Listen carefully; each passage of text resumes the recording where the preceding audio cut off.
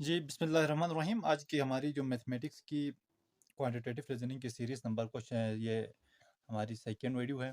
ठीक है, फर्स्ट जो हमारे पास क्लास थी उसके हम अंदर हमने डिस्कस किए जी नंबर्स के हवाले से। ओके, नंबर्स के हवाले से हमने ये बताया था कि नेचुरल नंबर क्या होते हैं, होल नंबर क्या होते हैं, ठीक है, प्राइम नंबर क्या होते हैं, कंपोजिट नंबर क्या होते हैं, ऑड नंबर क्या होते हैं, इवन नंबर क्या होते हैं। ये तमाम नंबर्स के बारे में, रैशनल नंबर के बारे में, इंटीजर्स के बारे में हमने डिटेलली पढ़ा है। ठीक है, क्वांटिटेटिव रीजनिंग की आज की दूसरी वीडियो में हमने स्टार्ट करना है। सेकंड क्लास है आज हमारी। ठीक है, सेकंड क्लास के अंदर आज हमने डिस्कस करना है एलसीएम।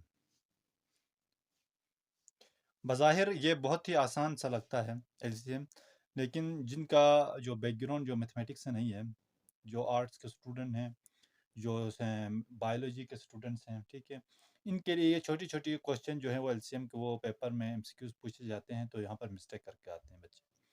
तो आज हमारी यही कोशिश होगी कि हम एलसीएम के ऊपर डिस्कस करें। ठीक है, how to find an LCM. LCM किसको कहते हैं? Least common factor. देखिए, लीस्ट किसे कहते हैं? कम, छोटा। ठीक है, कॉमन किसको कहते हैं? मुश्तरका। ठीक है, वो सबसे छोटा मुश्तरका।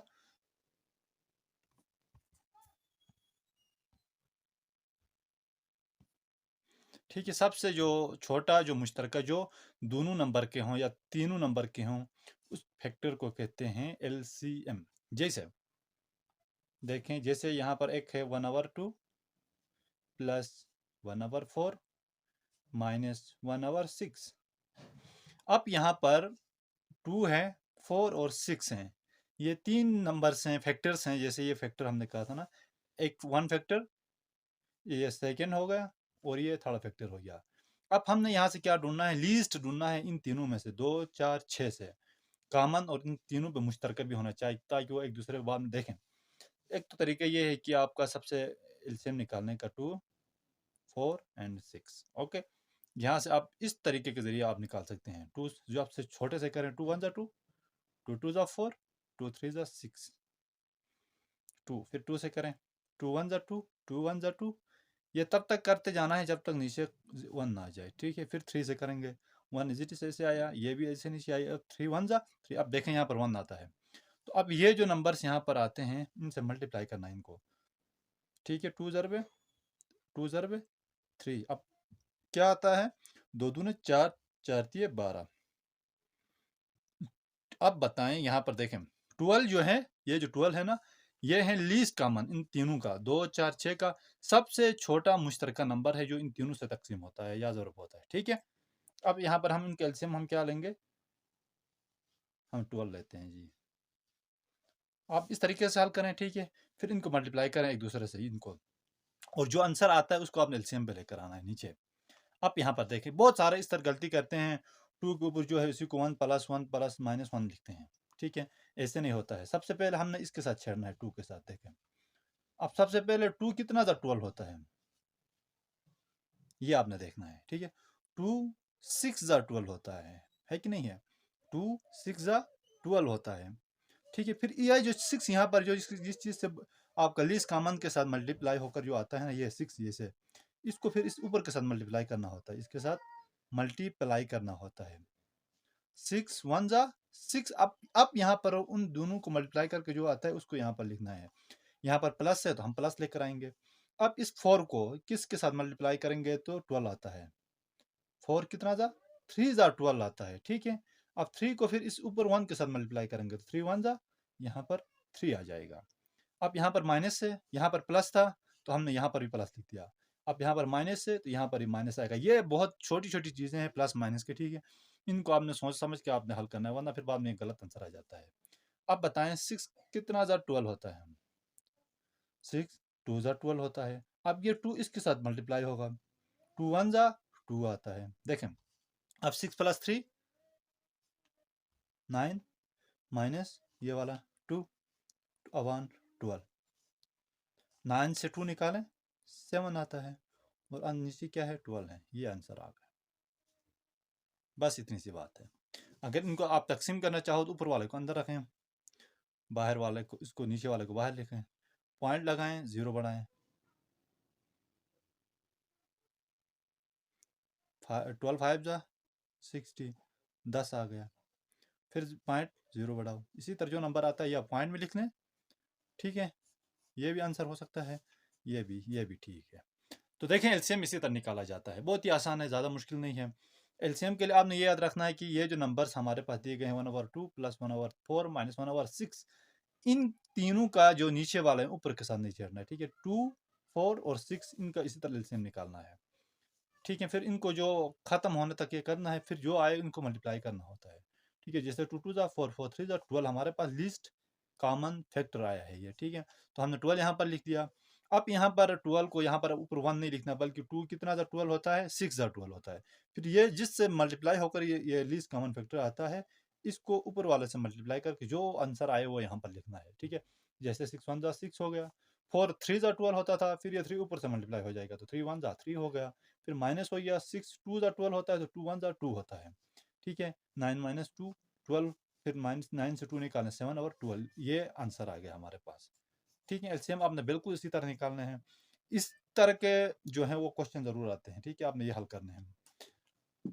अच्छा, बाज दफा इस तरह आता है, जैसे देखें यहाँ पर 1/2 है, ठीक है।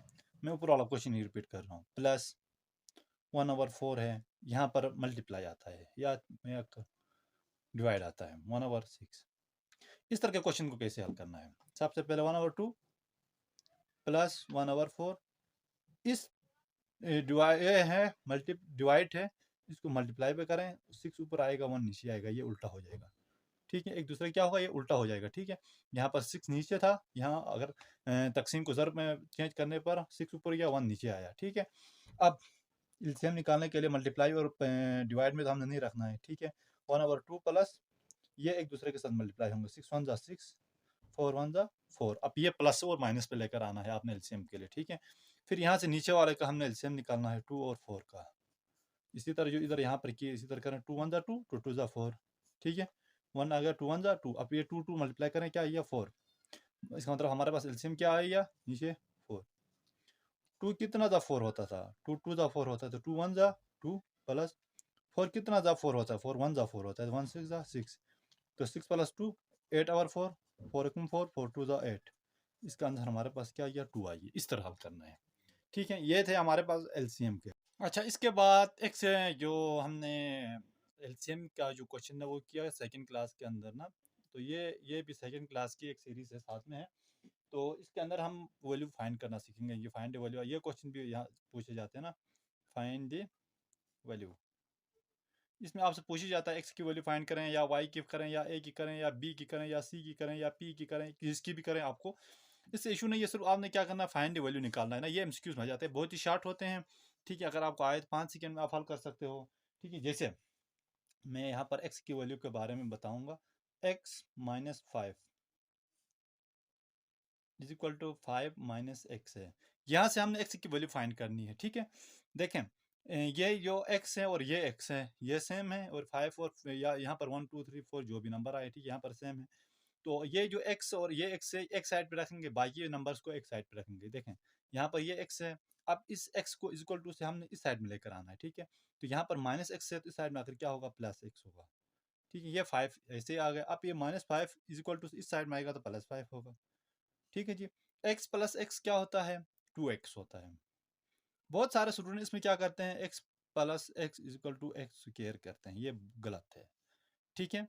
x plus x is equal to 2x होता है। ये जब प्लस हो ना, ये प्लस हो, तो यहाँ पर इनका बेस जमा होता है। जैसे यहाँ पर कुछ नहीं, इसका मतलब इस x के साथ 1 है, इस x का कुछ भी नहीं, इसका मतलब 1 है।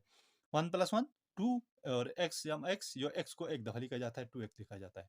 अगर यहाँ पर मल्टीप्लाई हो, जैसे x मल्टीप्लाई बाई x, तो तब जब मल्टीप्लाई हो तो फिर यहाँ पर एक्स स्क्वायर होता है। जब मल्टीप्लाई हो तो इनके पावर्स 8 होते हैं, ठीक है।